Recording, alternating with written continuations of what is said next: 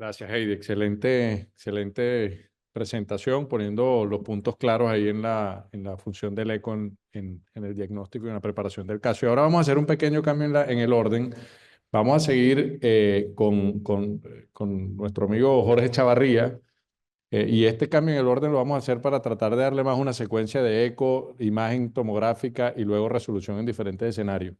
Entonces, pues no, vamos a pedirle a Jorge, que ya está conectado, que como ustedes ya vieron, pues es una persona que tiene una amplia experiencia, no solo en intervencionismo, sino en TAVI, en estructural, y luego en tomografía, porque fue otro de los fellowships que hizo en McMaster. Entonces, Jorge, si estás conectado, vamos a ver cuáles son los 10 mandamientos que tanto el intervencionista como el cardiólogo clínico tienen que conocer. Ya la tomografía no es una herramienta solamente del plan de trabajo del operador, sino que hay puntos que todos debemos manejar como clínico y todos como intervencionistas. Vicente, no sé si me escuchan. Perfecto, sí, sí, se oye Sí, bien. bueno, muchísimas gracias. Buenas tardes a todos. Otra vez es un honor compartir estos minutos con ustedes. Sobre todo, estoy viendo que me dijeron que Carlos estaba ahí en el podio. Carlos ha sido también uno de mis profesores, ¿verdad? Hemos aprendido muchísimo de él y nada, siempre que estamos con él, pues hay que agradecerle. Estos 10 minutos, de alguna forma, la idea es que sea muy clínico, muy práctico y sobre todo, pues yo digo que tengo la bendición de poder ayudar a muchos colegas de Latinoamérica gracias a estos, pues, eh, opciones de trabajar con empresas que nos envían tomografías para hacer análisis, medirlas y pues dar algunas sugerencias. Y basado en eso es que quiero comentar esta charla y sobre todo cuáles son el orden de los 10 mandamientos que yo pues les sugeriría en términos de cuáles son las principales limitaciones a las que nos enfrentamos cuando hacemos un análisis de un TAC de un paciente para un TAVI. Esta imagen resume lo que nos gustaría saber en general de la anatomía antes de un proceso de decisión. Y realmente si nosotros vemos aquí, ustedes ven que hay imágenes en dos dimensiones, imágenes multiplanares, algunas otras reconstrucciones volumétricas, estudios colimados y con resoluciones muy buenas de la parte cardíaca y otras de los accesos vasculares, pues de una forma pues un poco más grosera, menor resolución, pero en general ven que la calidad es muy buena. ¿Ok? Entonces, ¿cómo hacemos para obtener esto? De alguna forma, lo que nosotros debemos tener claro es la parte del protocolo. Cualquier software de inteligencia artificial, cualquier imagen de 3D o cualquier reconstrucción volumétrica necesita tener imágenes de muy buena calidad en 2D. Y una de las situaciones complejas de los pacientes con TAVI es que pueden variar su presentación clínica de forma muy importante, de pacientes un poco más selectivos a otros un poco más urgentes, pacientes estables o pacientes inestables. Como decía la doctora, el ecocardiograma ayuda muchísimo también para definir, pues si un paciente me va a tolerar que yo le agregue un poquito de beta bloqueador y mejorar la frecuencia cardíaca antes de un protocolo, respecto a los otros pacientes que tal vez pueden tener fibrilación auricular o otras arritmias que sí o sí nos van a llevar a que las imágenes no sean tan claras como estas. Y de alguna forma, si las imágenes no son claras, el riesgo de cometer errores en la planeación y por ende mayor riesgo de complicaciones, pues va a estar aumentando. Entonces, en general, estos protocolos de TAVI, el primer mandamiento para mí es que todos nosotros podamos conocer cuál es el protocolo que debemos solicitarle a uno de nuestros pacientes. Es un protocolo que de alguna forma es retrospectivo, entonces tenemos la posibilidad de tener un dataset de todo un ciclo cardíaco que nos va a permitir reconstruir múltiples fases y analizar las estructuras que queremos ver en diferentes momentos del ciclo cardíaco. Entonces, esto es lo que llamamos de un protocolo de adquisición que sea retrospectivo, y esto es porque sabemos que las estructuras, específicamente en el TAVI, por ejemplo, el anillo aórtico, que pues está entre el segundo y el tercer mandamiento, en sístole usualmente es donde vamos a encontrar los tamaños mayores. Entonces, debemos recordar que hay que buscar tomógrafos que nos permitan hacer análisis de la primera parte cardíaca con grosores de 0,5, inclusive hasta 0,8 milímetros, reconstrucciones que sí o sí involucren sístole, al menos del 20 al 35%. Es importante la reconstrucción diastólica también. Hay algunas medidas paradójicas, pero también la evaluación coronaria en una reconstrucción diastólica es más susceptible de analizar. Pero sobre todo esto, la principal limitación que yo siempre me enfrento cuando me envían estas tomografías es que me vienen dos fases, usualmente una fase sistólica, a veces una fase diastólica, y eso es lo único que tenemos. Cuando tenemos una reconstrucción donde vienen el 100% de ese ciclo cardíaco, ya sean reconstrucciones cada 10 o cada 5, nos permite tener imágenes como estas. De alguna forma, eh, podemos ver que inclusive en movimiento podemos hacer análisis de la función ventricular, morfología del ventrículo izquierdo, si hay presencia de disquinesias o no, zonas con adelgazamiento o no, incluso ver la morfología de una forma diferente, en general ver las aperturas, que en algunas ocasiones un eco transtorácico, a diferencia del transofágico, pero un transtorácico, cuando hay tanto calcio es muy difícil definir una morfología valvular.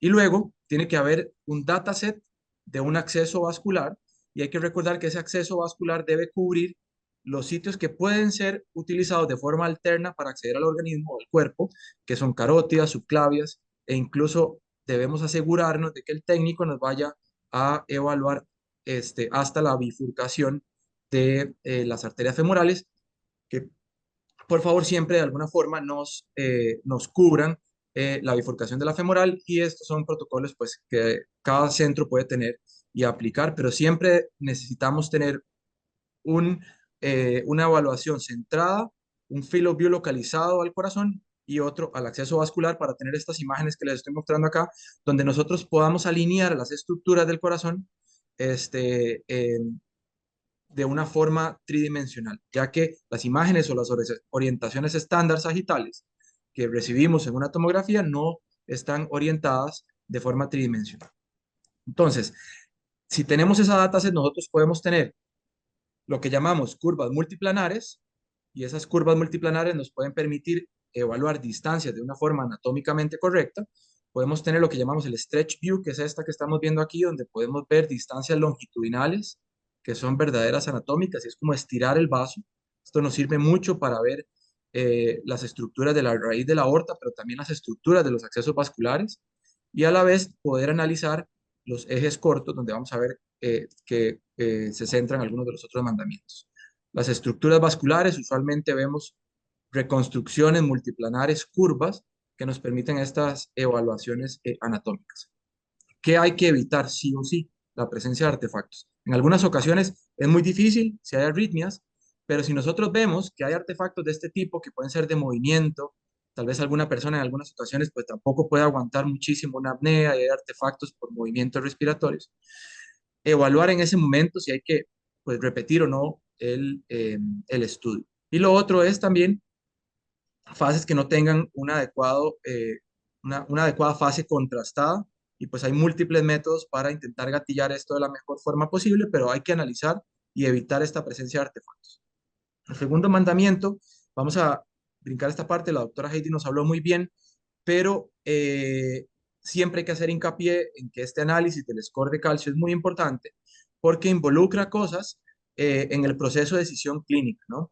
¿Y cómo podemos hacer esto? Entonces vemos que los softwares que tenemos actualmente nos permiten ya inclusive poner de frente no solo la reconstrucción sin fase de contraste, podemos poner al lado la fase con contraste también y de alguna forma analizar muy bien cuál es la morfología de esa válvula, cuál es la distribución del calcio y cuál es la extensión de ese calcio. Si la extensión del calcio involucra lo que llamamos el device landing zone, como vamos a ver ahorita, o se involucra estructuras de las paredes de la raíz de la aorta que nos puedan hacer llevar un proceso de decisión diferente respecto a un TAVI o dentro de un TAVI diferentes dispositivos, o incluso contraindicar un procedimiento de TAVI. Entonces, como ven ustedes acá, el análisis del calcio score, en este caso 3000, es diferente a enfrentarse a un calcio de 13000, como en este caso, con una morfología bicúspide, con estructuras muy calcificadas,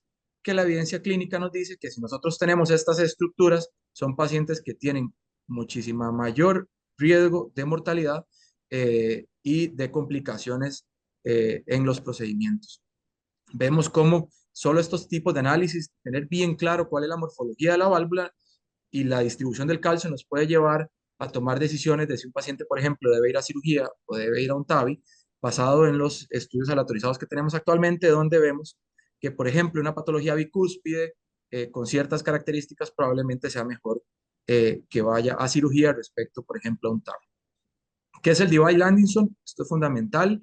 Son las evaluaciones que hacemos de las estructuras eh, que están a nivel del tracto de salida. En general, usualmente de 2 a 5 milímetros debajo del anillo. Vemos cómo nosotros podemos hacer estas mediciones y estas evaluaciones. En este caso podemos ver que a nivel del anillo había un poquito de calcio, a nivel del tracto de salida no había tanto, pero podemos modificar estas reconstrucciones multiplanares y evaluar cuál es la distribución de ese calcio y pues tomar la decisión de un procedimiento de TAVI y algún dispositivo diferente. Esta es la presencia de calcio, como pueden ver en esta zona. Eh, Definir dónde está este calcio, pues también es importante porque hay zonas de mucho riesgo de ruptura o de lesionar estructuras vecinas versus otro tipo de zonas, como en este caso que vemos que estaba muy cerca, por ejemplo, del músculo del tracto de salida. Esto es importante porque si nosotros hacemos una medición precisa del anillo, que es uno de los mandamientos de la tomografía, medir de forma muy precisa cuál es el área, cuáles son los diámetros del anillo para este proceso de decisión. Hay que definir también si hay presencia de trombos, o, cuál es el tamaño del ventrículo, si está dilatado o no está dilatado, si es un ventrículo pequeño. Ya la doctora nos habló de los ventrículos hipertróficos pequeños, donde nosotros, basado en eso, también podemos tomar decisiones de qué guías utilizar o qué dispositivos utilizar, o incluso contraindicar el procedimiento de un TAV. El cuarto y quinto mandamiento va relacionado a lo que es la evaluación de la raíz de la aorta. En la raíz de la aorta nosotros vamos a analizar cuál es el riesgo de oclusión coronaria, cuál es el riesgo de secuestrar estas estructuras vecinas que están ahí, cuál es el riesgo de lesionar la aorta. Como pueden ver, podemos eh, combinar los ejes cortos, el stretch vessel y las curvas multiplanares para ver cuál es la altura de la unión sinotubular, como pueden ver en esta zona acá. Esta altura de la unión sinotubular es fundamental en procedimientos a largo plazo. ¿Cuál es la altura de las arterias coronarias? Vean cómo nosotros podemos de alguna forma orientar la salida de cada uno de los ostium y ver cuál es la altura.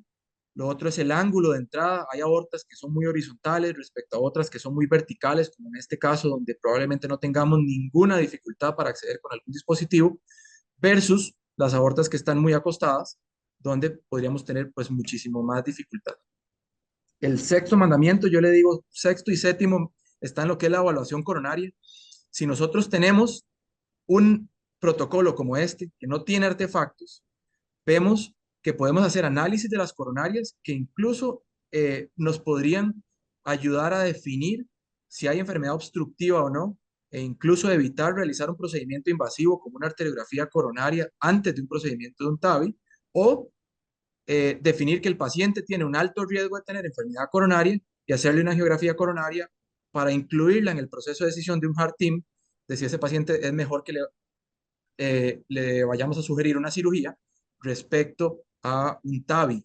Y esto también lo logramos nosotros publicar y si tenemos una evaluación de las coronarias, vemos que por lo menos en este registro nuestro, más del 70% de los pacientes no le realizamos la angiografía coronaria antes del TAVI, sino que se le realizó en el mismo procedimiento, lo que involucraba una sola hospitalización, un solo acceso arterial invasivo en el mismo momento, sin que tuviéramos o hubiéramos perdido pacientes en los que no hubiéramos detectado una lesión severa.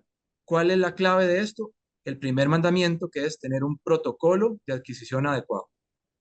El mandamiento 8 y 9 son las variantes anatómicas, que es una que tengo acá. De alguna forma podemos ver cómo es muy fácil discriminar. Este paciente nos lo enviaron a nuestro hospital porque no hubo forma de que le canalizaran la coronaria derecha en un infarto agudo. Vean que aquí tiene una lesión y vean que con la tomografía ya probablemente nosotros sepamos qué catéter usar y de realmente en qué proyección ir a buscar esa arteria. Noveno y décimo es el acceso vascular. Vean que con estos software actualmente nosotros podemos tener la posibilidad de planear absolutamente todo el proceso de ingreso desde la piel hasta cruzar la válvula. Si el acceso y el protocolo es adecuado, nosotros podemos modificar el contraste y vean que inclusive podemos ver si un paciente pues, es muy obeso o no, cuál es la distancia, ver si el acceso puede ser percutáneo o quirúrgico, pero sin duda alguna el protocolo debe ser muy bueno. Los accesos a nivel del callado de la aorta también para predecir cuál es el riesgo de stroke o cuál es el riesgo que nosotros podríamos tener de lesionar alguna placa a nivel de la aorta o del callado aórtico con los dispositivos que vayamos a utilizar. El último es que si tenemos protocolos adecuados, podemos simular, podemos utilizar inteligencia artificial, software de alguna forma un poco más automáticos, que nos pueden predecir cuál va a ser el comportamiento de una válvula dentro del organismo de esa persona y por ende ver cuál sería el riesgo del procedimiento que le vayamos a ejecutar a ese paciente. Muchas gracias. Gracias, Jorge. Te queda para luego el round de preguntas, la interacción, y seguimos entonces con la presentación del doctor Ángel Calderas. El doctor Ángel Calderas, pues también conocido, pues gran colaborador y un representante de la Universidad Venezolana en los Estados Unidos. El doctor Ángel es cardiólogo egresado del Pérez Carreño pues uno de los pupilos del doctor Igor Palacio y gran colaborador de la Sociedad Igor Palacio. En este caso, Ángel nos va a compartir con nosotros unos mensajes sobre un escenario que cada vez genera más interés, como es la estenosis aórtica severa en pacientes asintomáticos. Entonces, en este escenario, ¿qué tan temprano en realidad estamos interviniendo o qué tan a tiempo estamos interviniendo? Ángel está conectado, vamos a ver la presentación y luego también se queda con nosotros para el round de preguntas.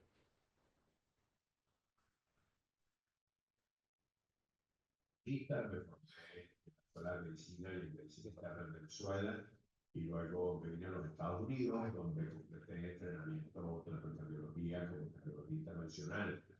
Y es realmente para mí un honor la invitación de los organizadores del C3 de poder compartir con ustedes en los próximos 10 minutos nuestra interpretación del papel del reemplazo valvular aórtico, incluyendo el reemplazo valvular percutáneo, en pacientes con estenosis aórtica severa que aún están asintomáticos.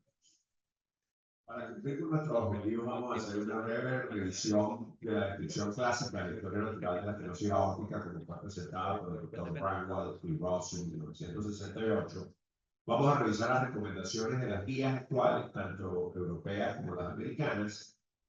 Quiero invitarles a revisar el paradigma de ver la enfermedad aórtica como una enfermedad en estadio. Y por último, vamos a revisar 4 estudios clínicos relevantes que tratan de responder la pregunta sobre el papel del reemplazo valvular aórtico en pacientes con estenosis aórtica severa que aún están asintomáticos.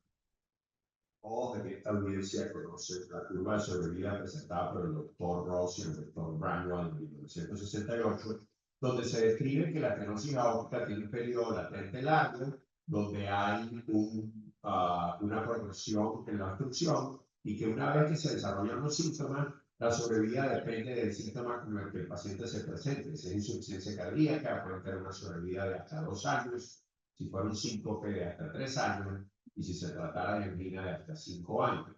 Sin embargo, quiero que le presten atención al eje de la CETIS de esta gráfica, donde se describe la edad del paciente y notarán que los síntomas empezaron antes de los 60 años de edad. Y el motivo de esto es porque esta serie, que fue una revisión retrospectiva, incluyó fundamentalmente pacientes con enfermedad aórtica de origen reumático. Y yo me atrevería a decir que nuestros pacientes con enfermedad degenerativa probablemente tienen una sobrevida menor después del desarrollo del síntoma. También hay que considerar que para 1968 los mecanismos para tratar la enfermedad, bien fuera por vía quirúrgica o por vía médica, estaban en sus primeros estadios y que el riesgo y la mortalidad asociada con una corrección quirúrgica de una estenosis aórtica era muy alta. De hecho, para el 2018, con motivo del 50 aniversario de esta serie, el doctor Bramwell presentó un editorial en la revista Circulation, donde él mismo admite que el reemplazo valvular aórtico ahora de vía quirúrgica y transcatéter tiene una mortalidad muy baja en la actualidad y que como consecuencia es esperarse que los pacientes se sometan a reemplazo a edades más tempranas. Sin embargo, el concepto de que hay que esperar para que se tengan síntomas antes de reemplazar la válvula aórtica severa está embebido en el consciente colectivo de los escritores de nuestra vida, hasta el punto que los pacientes asintomáticos se excluyen de recomendaciones, con la excepción de aquellos que tienen difusión del ventrículo izquierdo, aquellos que realmente no son asintomáticos porque desarrollan síntomas cuando se ponen en la banda de ejercicio o que van a ser sometidos a otra cirugía cardíaca y se toman la oportunidad de hacer el reemplazo valvular aórtico. Otras indicaciones de tipo 2A y 2B es si hay una caída en la presión sistólica de más de 10 milímetros de mercurio durante el ejercicio, si se trata de una estenosis aórtica crítica porque tiene una velocidad pico en sístole de más de 5 metros por segundo, o si tiene una progresión muy rápida debido a los biomarcadores como el péptido natriurético o un aumento de la velocidad de más de 0.3 metros por segundo por año. Es decir, que según las guías actuales, debemos esperar a que se desarrolle el síntoma. Y de allí que yo le dé particular valor al trabajo de Philip Generox, original de Canadá, pero que se encuentra en Morristown, New Jersey. Ha hecho un trabajo excepcional con los pacientes del Partners Trial que fueron sometidos a reemplazo valvular aórtico bien fuera quirúrgico o percutáneo, y él se encargó de estudiar la anatomía cardíaca antes del reemplazo y creó esta clasificación de estadios que me permito compartir con ustedes.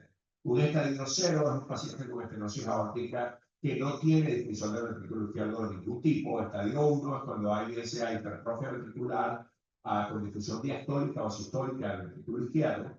Un estadio 2 es cuando se trata de pacientes que ahora tienen crecimiento de la aurícula izquierda con insuficiencia mitral o fibrilación auricular. Un estadio 3 ya hay una progresión del aumento de la presión de manera retrógrada y los pacientes tienen bien sea hipertensión pulmonar o insuficiencia tricuspidia. Y un estadio 4 cuando hay una falla ventricular.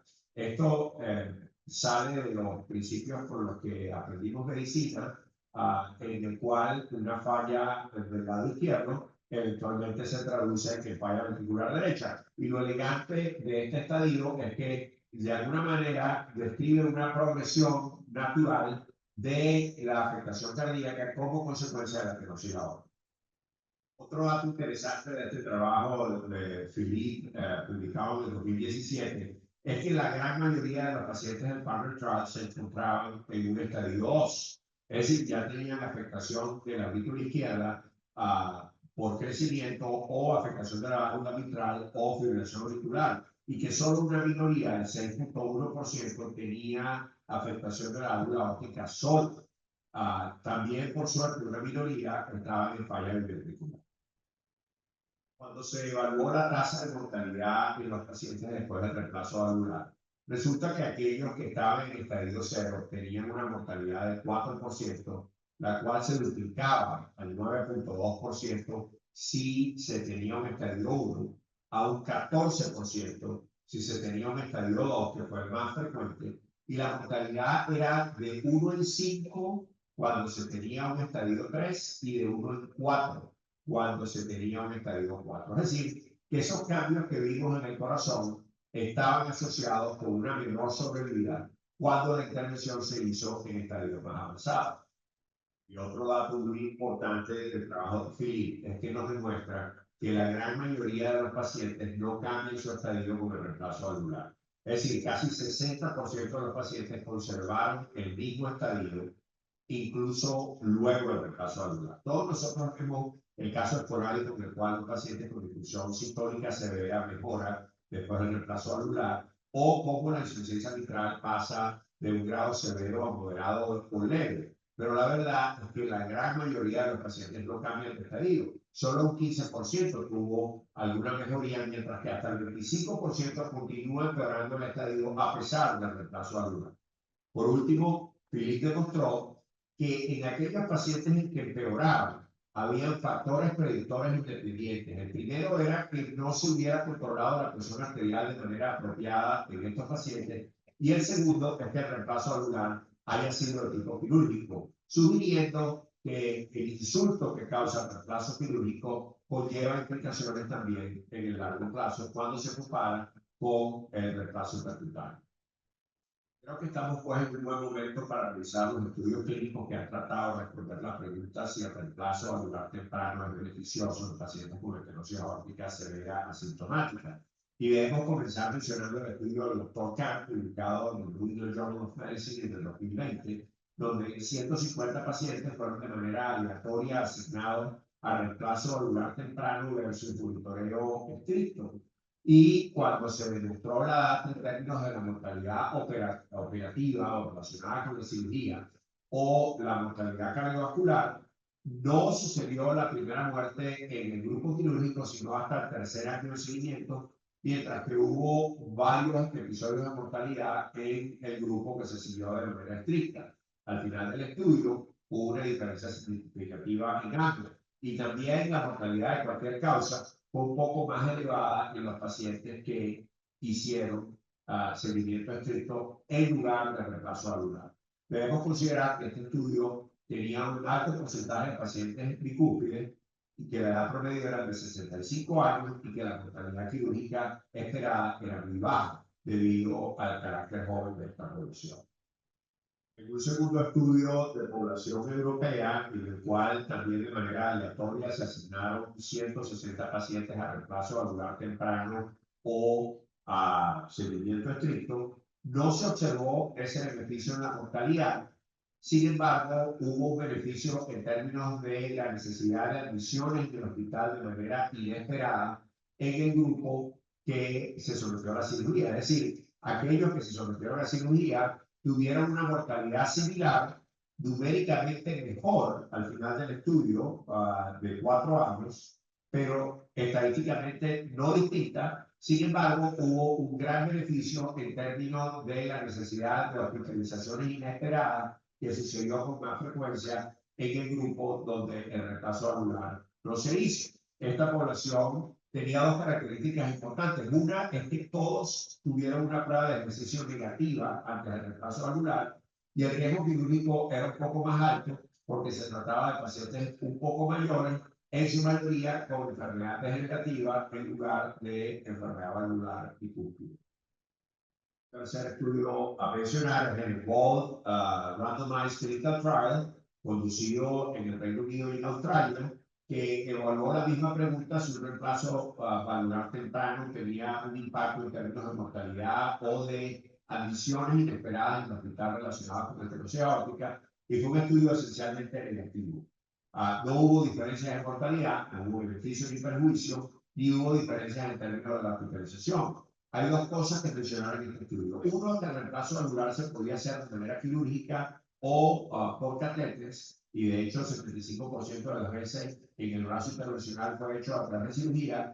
Y segundo, que debido a razones que tienen más que ver con la política sanitaria de estos países, hubo cierto retraso en el reemplazo valvular en aquellos pacientes asignados en el grupo temprano, y de hecho hubo 7 muertes de pacientes que sucedieron en el grupo temprano aún antes de que se hiciera el reemplazo valvular.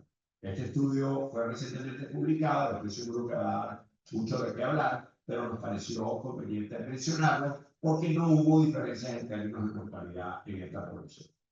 Bueno, y por último, les quería mencionar los resultados del Early TAVR Trial, donde 900 pacientes fueron de manera aleatoria asignados a reemplazo valvular percutáneo versus seguimiento cerrado, el cual, aunque demostró que no hubo diferencias en términos de mortalidad, el punto combinado de mortalidad, accidente cerebrovascular y hospitalización no planeada por causas cardiovasculares fue beneficioso en aquellos pacientes que se sometieron al reemplazo valvular de manera temprana.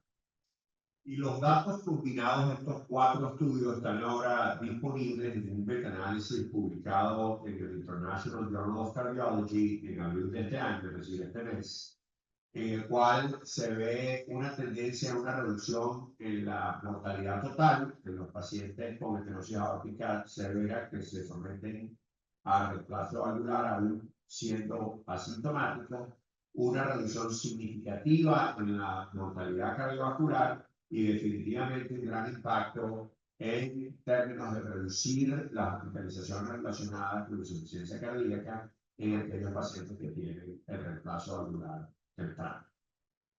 En conclusión, podemos decir que la estenosis aórtica es una enfermedad progresiva que ocasiona cambios irreversibles en el funcionamiento cardíaco, los cuales persisten luego de la corrección mecánica y que tienen implicaciones en términos de la mortalidad de los pacientes. El reemplazo valvular aórtico, o bien sea por vía quirúrgica o percutánea, tiene una movilidad muy baja en la práctica contemporánea, y la estrategia de reemplazo valvular temprano está asociada con una reducción significativa en el riesgo de una hospitalización de emergencia o no planeada en esta población. Con esto quiero despedir reiterando mi agradecimiento a los organizadores del C3 por pensar en mi nombre para participar en el evento y estamos abiertos a cualquier pregunta que tengan. Muchísimas gracias.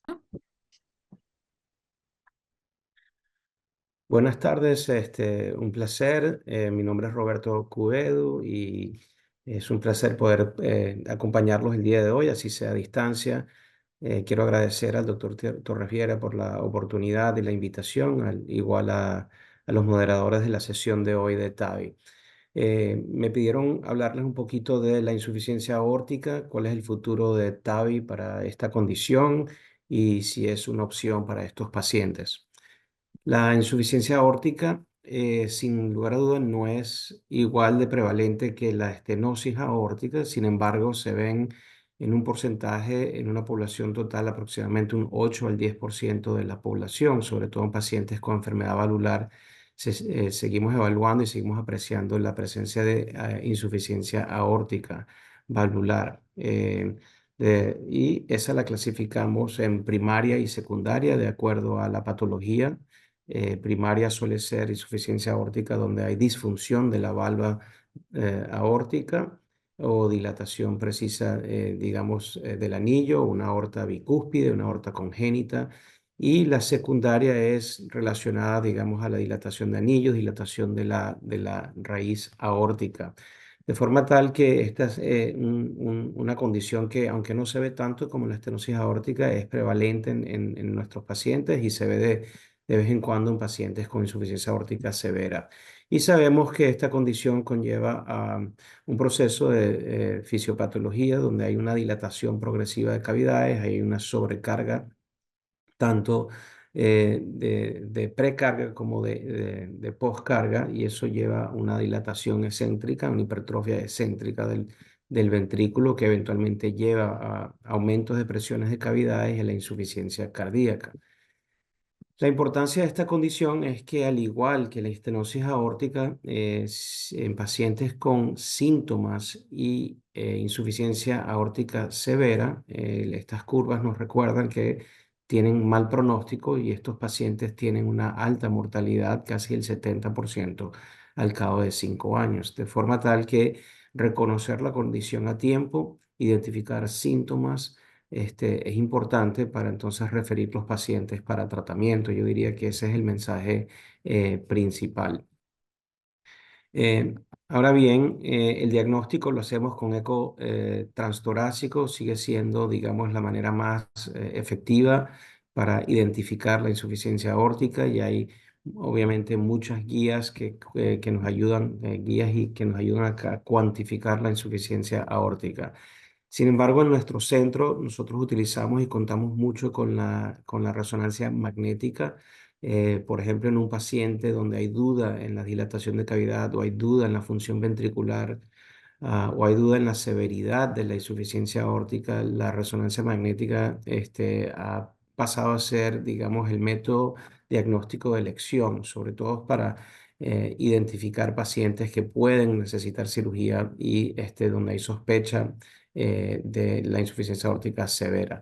En un estudio donde compararon la cuantificación en eco, podemos apreciar aquí que casi en el 50% de las veces un paciente que por eco tenía una insuficiencia aórtica moderada o moderada leve, cuando se le hizo una resonancia magnética, se identificó que en el 50% de esos pacientes tenían insuficiencia aórtica severa, cuantificado por resonancia magnética. De forma tal que si yo veo un paciente que tiene insuficiencia aórtica de 3 a 4 cruces, frecuentemente utilizamos la resonancia magnética para confirmar, corroborar el diagnóstico y estar seguro que el ventrículo no se está dilatado o que la cuantificación por eco no es errónea.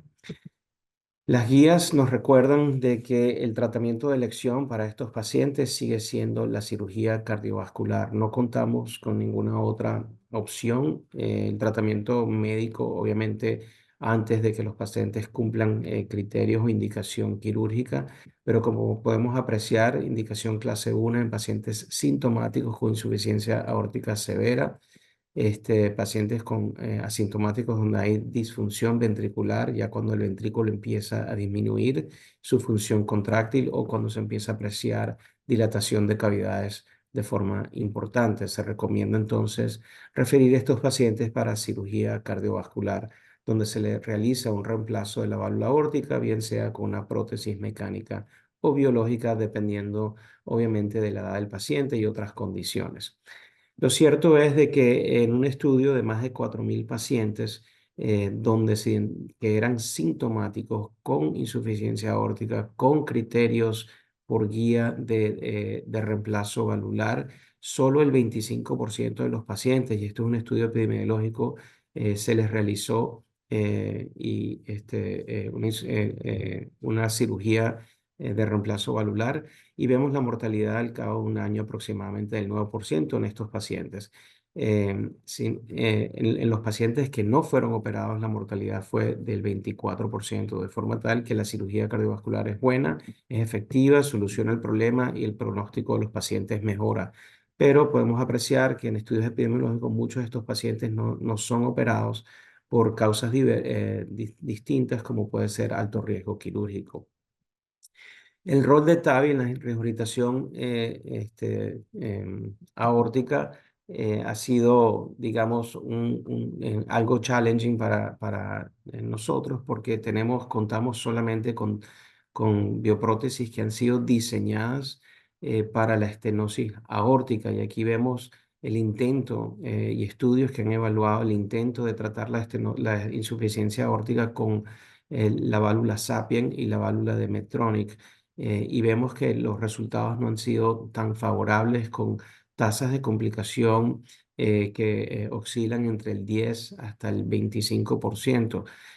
Podemos aquí ver este riesgo de embolización casi del 5 al 15%, la necesidad de una segunda válvula después de implante, la insuficiencia aórtica moderado más casi del 10% residual con estas válvulas. Y la razón es porque claramente las bioprótesis actuales que utilizamos para TAVI requieren de la presencia de fibrosis y de calcio a nivel tisular para lograr un sistema de anclaje adecuado y un sello apropiado, y evitar así la fuga residual o el riesgo de embolización de estas bioprótesis, de forma tal que lo hemos utilizado en algunos casos en pacientes que tienen algo de calcificación, y en esos casos tratamos de, digamos, implantar la válvula un poquitico más ventricular, sobreexpander la válvula un poco más, pero realmente ha sido un challenge, y para muchos de estos pacientes hoy en día tratamos de evitarlo. Lo bueno es que hay válvulas que vienen en vías de desarrollo. Las dos válvulas más importantes que debemos, digamos, estar al tanto es la válvula de Jena y la válvula de J-Valve. Una es de Jena Valve Technology y el otro es de la compañía JC Medical. Ambas válvulas han sido compradas o, digamos, absorbidas por la casa comercial Edwards, de forma tal que ahora ambas válvulas están en manos de la casa comercial Edwards, que es la que produce la válvula Sapien y que venimos utilizando. Esto es una compañía que se dedica única y exclusivamente en sistemas de válvulas, y tiene un interés muy particular, obviamente, en la vía endovascular. La válvula Trilogy de JenaValve la podemos ver aquí. Ambas son válvulas que son autoexpansibles, y se entregan de forma similar a cómo se hace hoy en día el TAVI. Se coloca una guía en el ventrículo izquierdo y sobre esa guía entonces se entrega la válvula, y esta tiene unos sistemas de anclaje con unas celdas de diseño abierto para permitir el abordaje de las arterias coronarias. Aquí vemos que la válvula viene en distintos tamaños. Sin embargo, tiene ciertas restricciones. En el estudio que se hizo en Europa se excluyeron muchísimos pacientes por anillos muy grandes, y una de las limitaciones que hemos tenido con esta válvula ha sido que solo es capaz de tratar perímetros de 66 a 90 milímetros, como apreciamos aquí en la gráfica. Y sabemos que en pacientes con insuficiencia aórtica muchas veces los anillos exceden los perímetros de 90. Frecuentemente los pacientes con insuficiencia aórtica tienen anillos muy dilatados, que se extienden hasta 110, 120 milímetros. Y esto ha sido una de las grandes limitaciones de esta tecnología por la restricción en el tamaño de la válvula y los anillos a tratar. Este estudio es el estudio primordial que ha sido publicado, los primeros intentos de demostrar que este sistema de JenaValve funciona. Fue publicado en Lancet, ya tenemos 2 años de evidencia y en este estudio multicéntrico se utilizó la válvula de Jena con el sistema Trilogy en pacientes de alto riesgo quirúrgico que tenían regurgitación aórtica con síntomas y más de 3 cruces. Y podemos ver aquí un poquito los resultados. Más de 180 pacientes fueron evaluados y se evaluó la tasa de eficacia y la tasa de seguridad utilizando como referencia los resultados en pacientes con estenosis aórtica. Y vemos aquí que comparado con esos pacientes con estenosis aórtica, con edades y características demográficas similares, la válvula Jena logró alcanzar una tasa de seguridad muy alta, siendo no inferior a los resultados históricos de la SAPIEN. Aquí vemos también de igual manera tasa de seguridad por debajo de lo preespecificado en el estudio.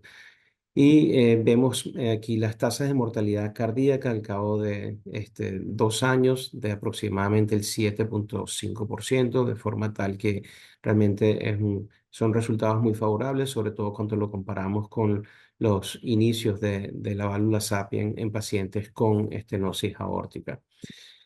La fuga paravalvular en estos pacientes oscila, como vemos aquí, ofrece muy buenos resultados, 17% a cabo de 30 días leve y con el tiempo eso pareciera ir disminuyendo en la medida que, me imagino yo, la válvula continúa expandiéndose o se van sellando las fugas, se sella la fuga paravalvular con el tiempo. Y vemos que una tasa más o menos a cabo de 2 años de 0 fuga paravalvular de casi el 95% para esta población. La tasa de marcapasos sigue siendo para mí un poquito elevada, como vemos aquí en los pacientes evaluados, dependiendo del tamaño de la válvula. Si es una válvula de 23, 25 o 27, vemos que en la medida que la válvula es más grande, la tasa de marcapaso aumenta y oscila entre el 16 al 28% en esta población. De forma tal que esto es algo que, sin lugar a dudas, sigue siendo algo que se viene evaluando porque la tasa de marcapaso de un 30% es bastante alto para estos pacientes. La clase funcional, no obstante, mejora en estos pacientes, como de esperarse al solucionar el problema de la fuga aórtica. Y hay estudios ya, subestudios y subanálisis que evalúan la remodelación del ventrículo izquierdo, el performance y hemodinámica sobre el tiempo al cabo de 2 años y vemos que, como de esperarse, el ventrículo se remodela de forma favorable y el performance de la válvula se mantiene en el tiempo. El otro sistema es el J-Valve. Hay mucho entusiasmo ahora en Estados Unidos con esta válvula, ya que también cuenta con sistemas de anclaje, pero más importante aún, como vemos aquí abajo a la derecha, viene de distintos tamaños y ofrece tratar pacientes de perímetros de 57 más allá de 100 milímetros, de forma tal que vamos a poder tratar una población más grande de pacientes con anillos más grandes superiores a los 90 milímetros. Es un sistema parecido al sistema Jena, es una válvula autoexpansible. Estos son los inicios y los estudios iniciales que ha publicado por nuestro amigo Santiago García en Christ Hospital y Dean Kariakis, donde muestran resultados muy favorables.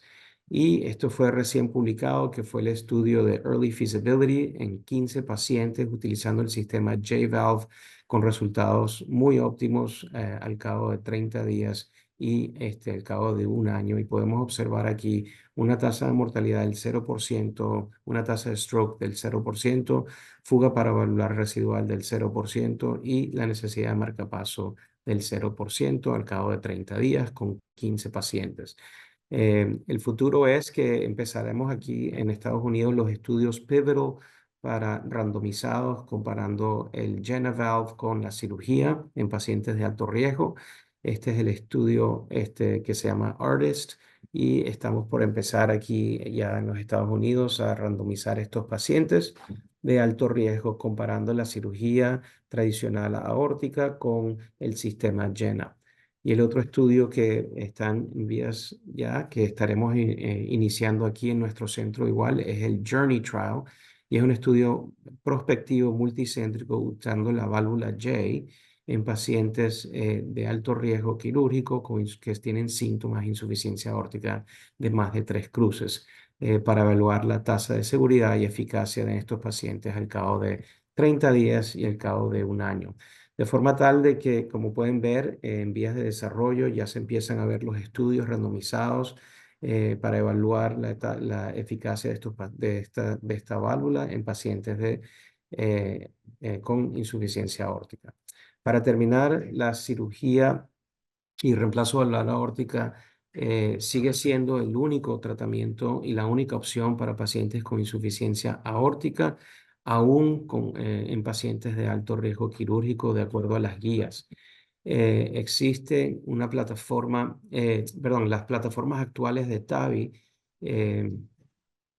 proveen resultados subóptimos con riesgo de embolización, altos riesgos de marcapaso y fuga residual y requieren de la presencia de tejidos fibróticos y la presencia de calcificación en la válvula para proveer un sistema de anclaje eficaz y seguro.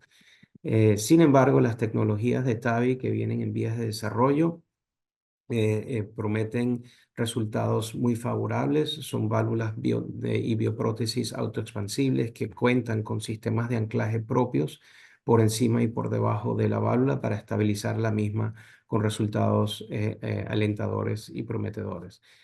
Muchísimas gracias por la oportunidad de presentar y espero que esto les haya sido útil para la audiencia. Muchas gracias por la invitación.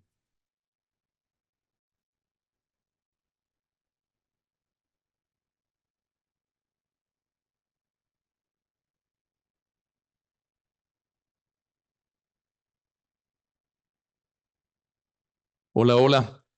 Vamos a empezar la sesión de discusión. Quisiera saber si se está incorporando al grupo el doctor Alejandro Ricalde Alcocer, si lo tenemos por allí, que diga algo, a ver si lo escuchamos. Acá estoy, Carlitos. Qué gusto Dale.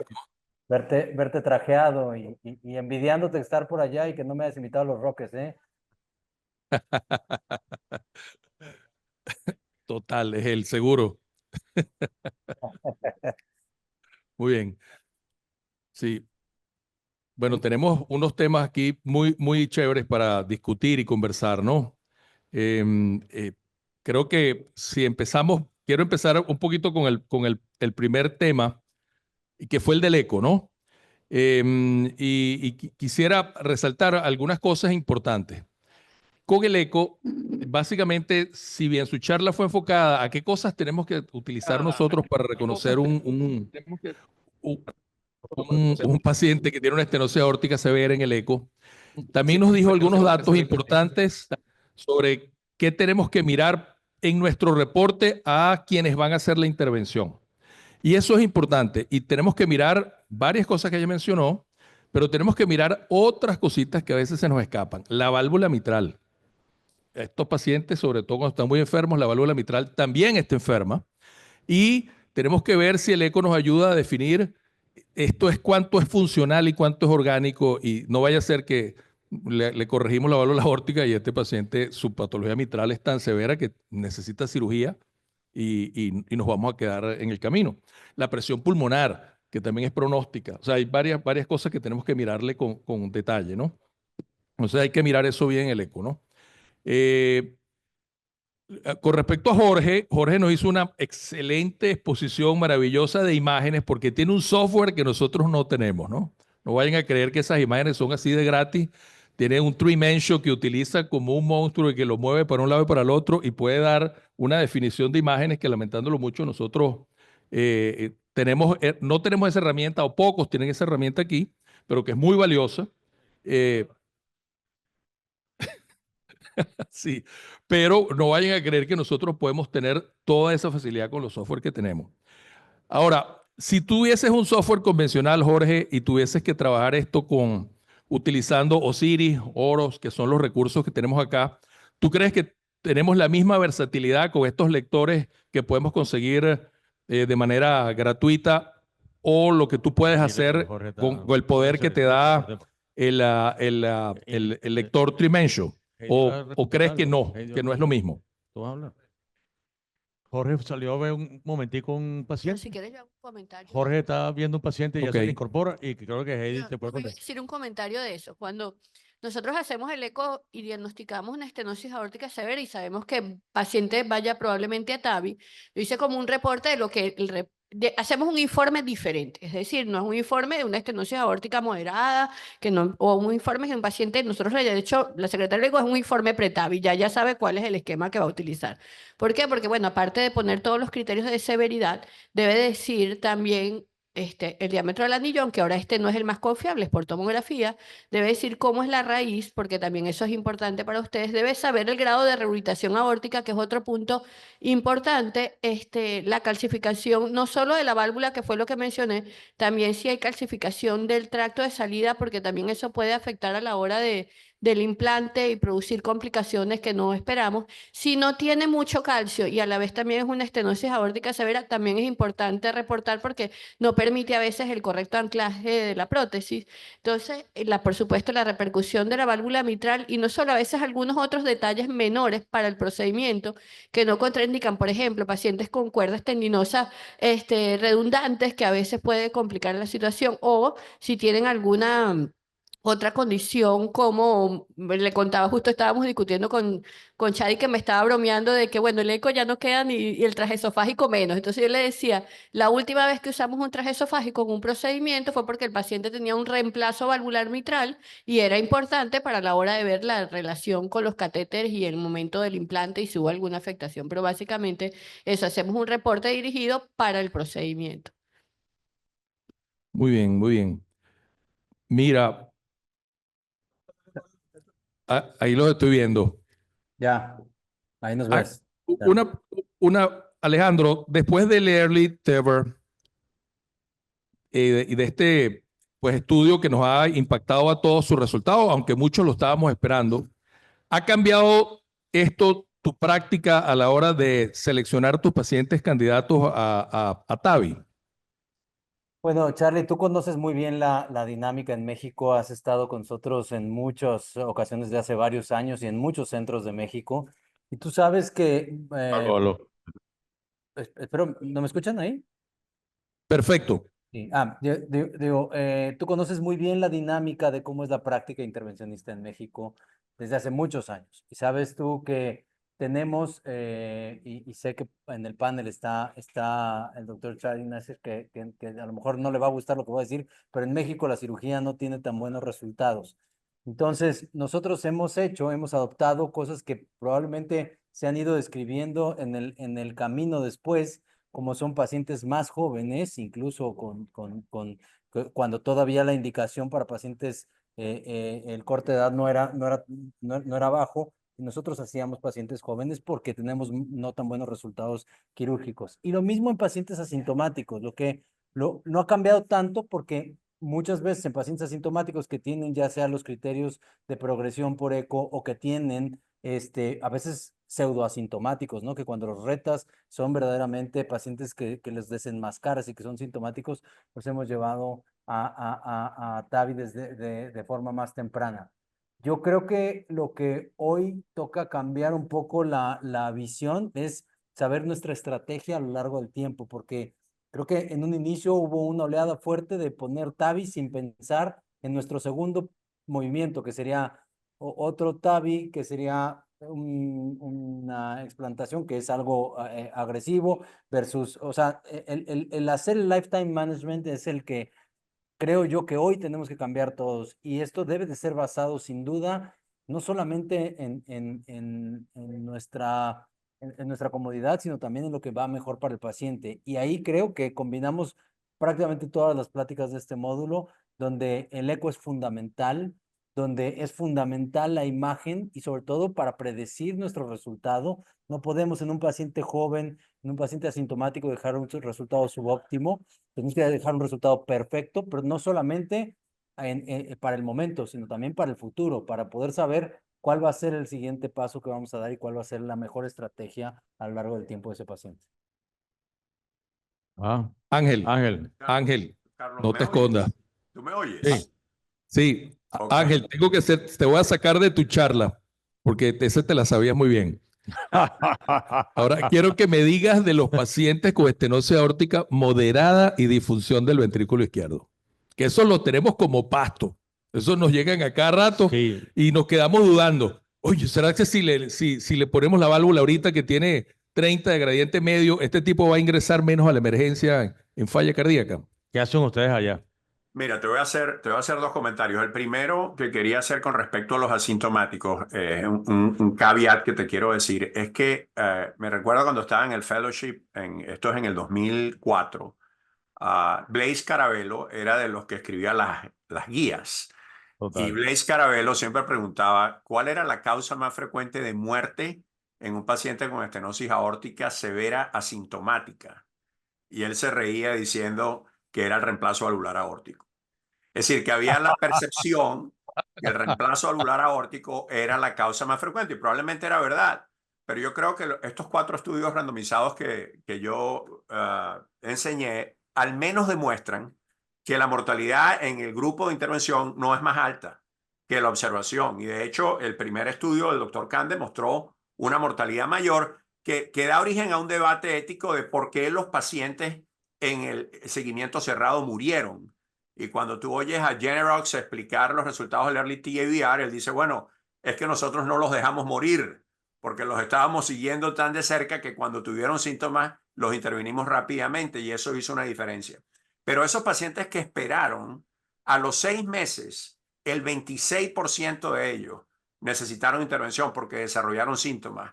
Y la Muy mitad importante. de esos se presentaron de manera dramática, con un edema pulmonar, necesitaron un balloon pump. Entonces, estás moviéndote de una situación controlada donde puedes obtener el mejor resultado una vez que conoces la anatomía, a una situación un poco impredecible donde ahora tienes que lidiar con el choque cardiogénico, con el edema pulmonar y con las otras complicaciones que vienen desde el punto de vista de agudo. Ahora, hablando de estenosis aórtica, Y ese dato, Ángel, es muy relevante. O sea, en realidad es como si hubiera cambiado la historia natural de la enfermedad. Se acelera rápidamente la estenosis aórtica severa y hubo un número de crossover muy importante en ese estudio y tuvieron que hacer intervenciones de emergencia en malas condiciones. O sea que Incluso y te cuento que algunos del grupo de seguimiento que estaba en seguimiento médico también pasaron a cirugía. total. 80 y tantos % que estaban en seguimiento de 4 años. Claro, y te cuento que los que hemos estado en este negocio por un tiempo, hemos visto con tristeza algún paciente nuestro con estenosis aórtica asintomática que se cayó y se fracturó la cadera. Y entonces ahora estamos, tú sabes, el anestesiólogo no le quiere reemplazar la cadera o simplemente hace una neumonía y se pone séptico y entonces no puede aumentar el gasto cardíaco y se hace un choque refractario y nos ha tocado verlo irse. Entonces es una discusión. Y antes podríamos haber tenido el remordimiento de que le estoy aumentando la mortalidad con el procedimiento. Yo creo que estos estudios nos permiten decir no le estamos aumentando la mortalidad con el procedimiento y está indicado. Pero para hablar un poco de la decepción del trial on load, porque Sí. muchos de nosotros queríamos Claro. que tuviéramos un beneficio claro en el reemplazo valvular en la estenosis moderada. Yo creo que el estudio fue muy difícil de reclutar pacientes, le costó mucho reclutar pacientes y al final la disfunción ventricular era considerable en la gran mayoría de estos pacientes y tenían un background isquémico. Y la verdad es que aunque hubo mejoría en términos de la calidad de vida por el primer año, cuando lo mides en términos de sobrevivencia, al año no hubo diferencia. Y probablemente es simplemente porque al tratar la válvula no estás tratando el daño miocárdico que ya está establecido. Y si lo dejas avanzar demasiado, que fue uno de los problemas de los estudios, en parte porque en la práctica clínica en los Estados Unidos realmente es muy fácil acceder al reemplazo valvular percutáneo y muchos de estos moderados están siendo tratados como de bajo velocidad y bajo gradiente. Y entonces la gente no incluyó muchos pacientes en el estudio, sino cuando ya estaban avanzados con diámetros diastólicos de más de 6.5 y en realidad en esa población no hubo mejoría. Yo creo que en este momento no tenemos una respuesta, una indicación clara para estenosis moderada, nada más que porque haya disfunción sistólica. Pero no debemos olvidar lo que yo te decía del estadio 2, que el 50% de los pacientes del Partner Trial que eran asintomáticos, cuando se les hizo el reemplazo quirúrgico y percutáneo, estaban en estadio 2 y tuvieron una mortalidad de 14. Si hubieran estado en estadios más tempranos, la mortalidad fue más baja. Es decir, que estamos quizás perdiendo la oportunidad de reducir la mortalidad al retardar la intervención. Carlos, Importantísimo. Ujú. una pregunta, una pregunta para todo el panel.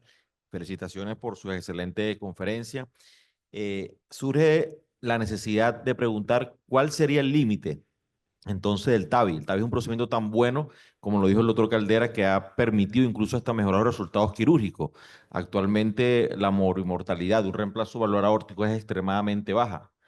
Entonces, teniendo en consideración esto y viendo la expansión del TAVI a pacientes de bajo riesgo, pacientes más jóvenes, según las guías americanas, ya está con el límite de 65 años. 65 años.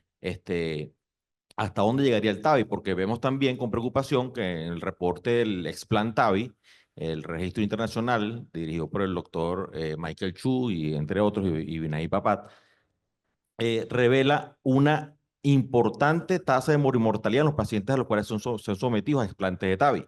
Entonces, si nos vamos a pacientes cada vez más jóvenes, evidentemente los pacientes cada vez más jóvenes van a tener más chances de tener alguna complicación en el futuro de un TAVI y por ende de ser llevados a cirugía. Entonces, ¿qué opinión tiene al respecto? ¿Hasta dónde podemos llegar en este año que estamos, pues, 2025? Aunque tengo que hacer un salvado allí de que el doctor Chu comenzó con una mortalidad alta, pero ahora es un verdadero experto de desplante y bajó dramáticamente su Sí, correcto. su La rata de mortalidad de clínica complicaciones. hospitalaria está alrededor del 14%, la hospitalaria, pero al cabo del año llega hasta el 30%. O sea, porque estos pacientes ya tienen cierto daño, como lo han explicado, Claro. del miocardio. O sea, en pocas palabras, ¿qué vamos a hacer con la epidemia de TAVIs disfuncionantes que está por venir? ¿Qué Sí. nos toca hacer con eso? Bueno, yo voy a hacer dos comentarios con respecto a los datos quirúrgicos. El TAVI se hizo comercialmente disponible en el 2012, pero no fue hasta el 2016 que el riesgo intermedio entró y no fue hasta el 2019 que entró el bajo riesgo. Es decir, que la mayoría de los pacientes de bajo riesgo tienen 6 años que se les implantó el TAVR. Muchos de los explantes sucedieron en pacientes que eran de alto riesgo o de riesgo moderado. Es decir, que ahora que tenemos pacientes de menor riesgo, vamos a ver una mortalidad que refleje más la práctica contemporánea. Yo creo que no hemos llegado ahí. Yo creo que Alejandro hizo un buen punto, que es que cada vez que estamos interviniendo en un paciente joven tenemos que estar pensando cuál es la segunda intervención. Y los dispositivos han evolucionado para tratar de facilitar esa segunda intervención. El cirujano puede alinear las comisuras de manera apropiada en la salida de la coronaria izquierda, de manera que sea riesgo de obstrucción en un valve-in-valve, se puede hacer un procedimiento de basílica. Las primeras generaciones de TAVR no permitieron eso. La autoexpandible en este momento lo permite y la de balón expandible lo va a hacer, Dios mediante, el año próximo. Todo depende mucho de la anatomía del paciente desde el principio. La doctora Mayra Guerrero dio una exposición excelente en el TCT del año pasado, donde se le hizo esa pregunta, sobre todo con los bicúspides, si nada más por ser bicúspide tiene que ser quirúrgico. Bueno, y la respuesta probablemente es no. Si hay algunos bicúspides que le puedes poner 5 válvulas adentro en ese anillo sin obstruir la coronaria porque tienen unos senos de Valsalva extremadamente grandes y de repente no tienen calcificación. Es decir, yo creo que aquí no se puede hacer una prescripción general de dónde cruzas la línea con una edad. Yo creo que depende de la anatomía particular del paciente y cuáles son las opciones que le puedes ofrecer en el futuro. ¿Qué piensas, Jorge? No, Jorge. completamente de acuerdo con lo que acaban de comentar. Sin duda alguna, hay que tomar, bueno, muchos aspectos. En Latinoamérica tal vez es diferente a Estados Unidos o Canadá, donde pues, hay otras variables que entran en juego, pero el papel del riesgo que va a tener ese paciente en la tomografía, sin duda alguna va a definir qué es lo que tenemos que hacer. Digo que ahorita también, incluso más que la edad, es cuál es el riesgo anatómico de esa persona. Y yo creo que en este momento nosotros también hemos variado. Yo recuerdo al inicio, cuando Carlos vino a los primeros TAVIs a Costa Rica, nosotros analizábamos si el paciente era candidato a TAVI con el eco y tomábamos la decisión con el eco, ¿no? ¿Recuerdas? Y actualmente pasó que si el paciente lo rechazaba cirugía, le hacíamos el TAC para ver si era candidato a TAVI. Ahora ya no, ahora en nuestro hospital se hace el eco, el TAC, y se define si es candidato a TAVI o cirugía basado en estos aspectos que vimos también de la tomografía. Y con respecto a lo que dijo Carlos del número de procedimientos de TAVI disfuncionales que vamos a empezar a mirar, la clave va a estar en la tomografía. La tomografía es la que nos va a definir, y por dicha también en este momento tenemos predictores muy claros de cuándo un procedimiento de TAVI-INTAVI va a ser de alguna forma reproducible y de bajo riesgo versus uno que va a ser de alto riesgo, ¿no? Y si es un paciente que de alguna forma va a ser de bajo riesgo, estamos viendo que son procedimientos que de alguna forma inclusive no es tan complejo realizar, ¿no? Hay marcadores muy bien establecidos.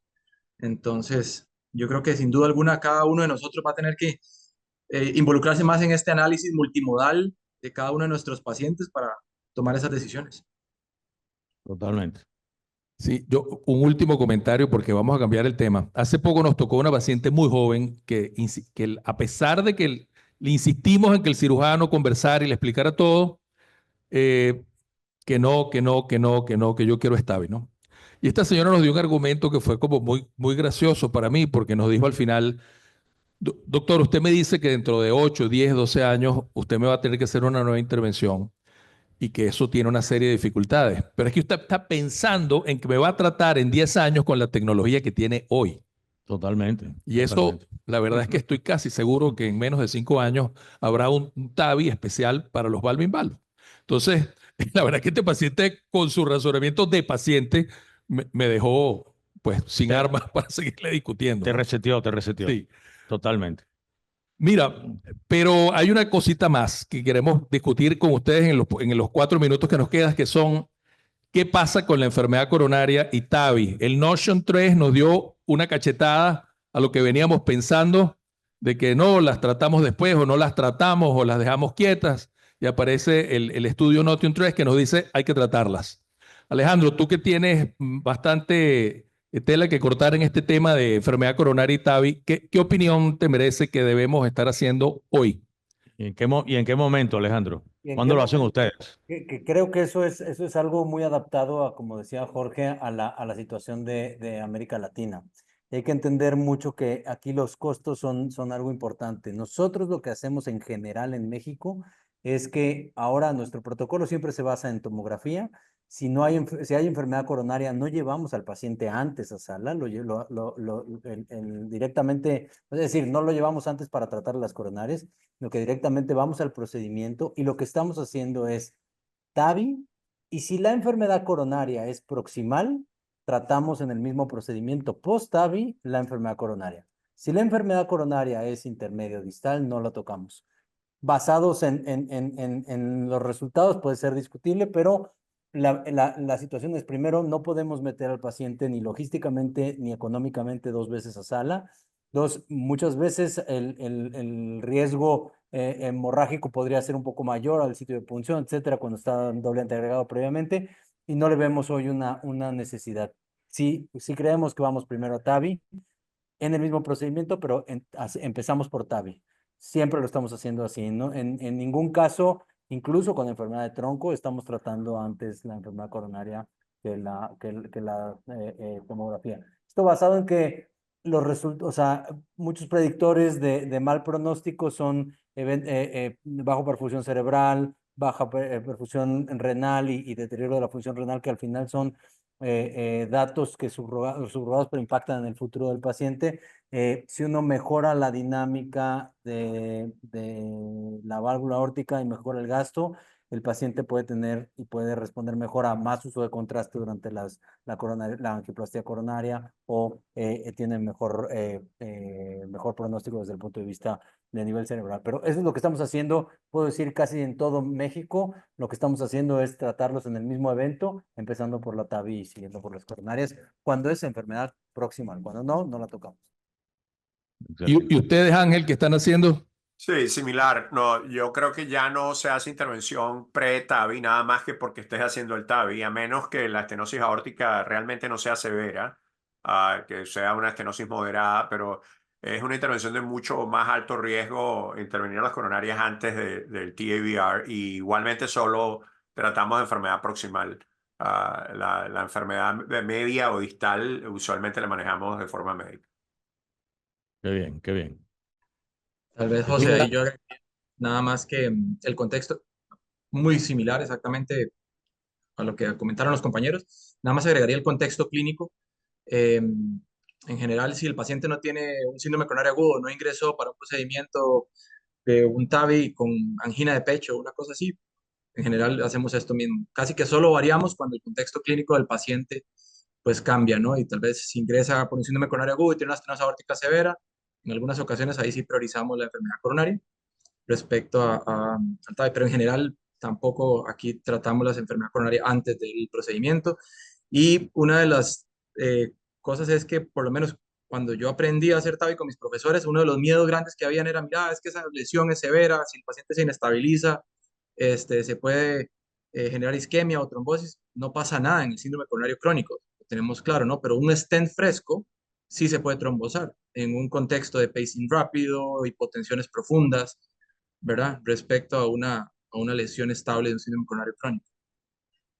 Totalmente de acuerdo. Totalmente. Lament- Yo prefiero hacer angiografía previa en 4 situaciones clínicas, que es que el paciente tenga su síntoma fundamental sea angina, que tenga cirugía de bypass previo, intervenciones coronarias previas o en los pacientes que tienen la función renal alterada, y así logro reducir un poco el volumen de contraste el día del procedimiento. Pero son cosas muy específicas. Prácticamente en todos los demás pacientes hacemos las coronarias y el TAVI simultáneo. Lamentablemente se nos acabó el tiempo, muchachos. La verdad que hemos disfrutado mucho las presentaciones y la conversación y el aprendizaje con Ángel, con Alejandro, Ricardo y con Jorge. Realmente han sido brillantes sus exposiciones. Estamos inmensamente agradecidos en Caracas. Toda la audiencia está feliz por la generosidad de su presencia aquí en este auditorio. Desde aquí les deseamos siempre lo mejor y esperamos contar con ustedes para nuevos eventos y encuentros con la Sociedad Venezolana de Cardiología. Muchas gracias. Gracias a Hasta ustedes. luego, A gracias. ustedes. Hasta luego.